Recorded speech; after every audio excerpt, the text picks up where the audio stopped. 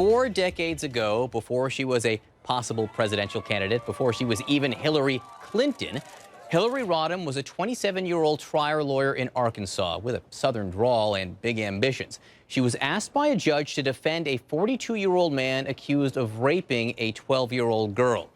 Now, Clinton was able to plea bargain down the sentence to just 1 year in prison, which was then reduced to time served. But the victim, who is now 52 years old, is speaking out to the Daily Beast and saying that one of the most famous women in the world put her through hell.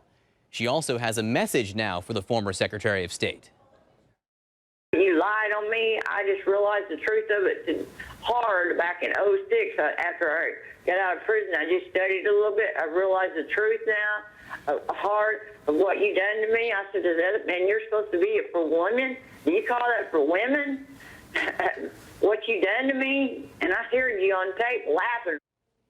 She first spoke out in 2008 at an interview with reporter Glenn Thrush published in Newsday. These new comments come after an audio recording of an interview with Mrs. Clinton from the early 1980s was dug up by the conservative website The Washington Free Beacon. In that clip, Mrs. Clinton seems to admit she knew the defendant was guilty. It took a lot of different tests. I had the polygraph. And she passed. She forever destroyed my faith in polygraphs. So in the 1975 affidavit, Clinton wrote of the victim, "I have been informed that the complainant is emotionally unstable with a tendency to seek out older men and engage in fantasizing." Clinton, as we said, ultimately plea bargained down the sentence on a technicality involving evidence that was accidentally destroyed. But the victim says her life was ruined as well and now says she's ready to stand up. When I heard that tape, I was pretty upset. I went back to the room and was talking to my two cousins, and I cried a little bit. I ain't gonna lie. Some of this has got me pretty down, but I thought to myself, I'm gonna stand up to her. I'm gonna stand up to what I gotta stand up for, you know. Josh Rogan is a senior correspondent for national security and politics at the Daily Beast. He spoke with the victims. Josh gave us these tapes. He broke this part of the story and joins me now, along with CNN legal analyst Paul Callan. Josh, I want to start with you here. You know, what can you tell me about this woman? She was never really upset with Hillary Clinton or Hillary Clinton's actions in this case until she learned very recently, because of the documents and videos revealed that you just pointed out, that Hillary Clinton had accused her of some sort of culpability in her own attack. And then when she heard the tape of Hillary Clinton laughing about her attacker's guilt, she decided that she just couldn't take it anymore, and she wanted to put her side of the story out in the public for the record.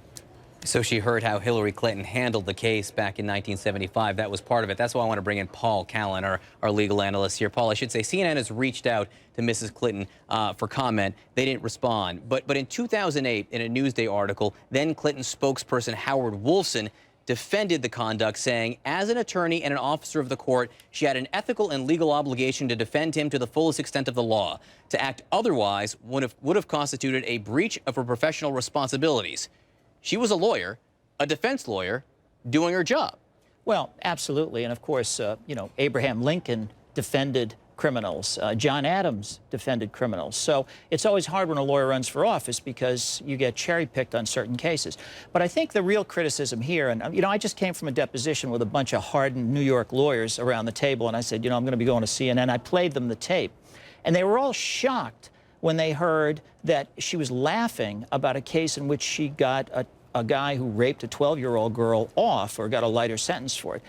What bothers me about it is, notwithstanding the Southern accent, which I think is a little much for a woman from Illinois, is that she's got a tin ear for how people in general, the public, would react to this. Now, remember, Bill Clinton's active in politics by this time. This is the 80s, though, too. Right. I mean, it's a long time ago. I know Bill Clinton was active in politics, but she's giving some kind of legal interview. And as you say, you know, the full context, people read into it what they want, but it's hard for us to know exactly what was going on in that room without seeing the video or speaking to Mrs. Clinton. Well, I can tell you, though, John, we lawyers like to brag about, we tell war stories about our great cases. But if you represent somebody accused of a child rape, that's one you kind of don't talk about too much. And I'm telling you, that's the way it is with lawyers, even the best of lawyers.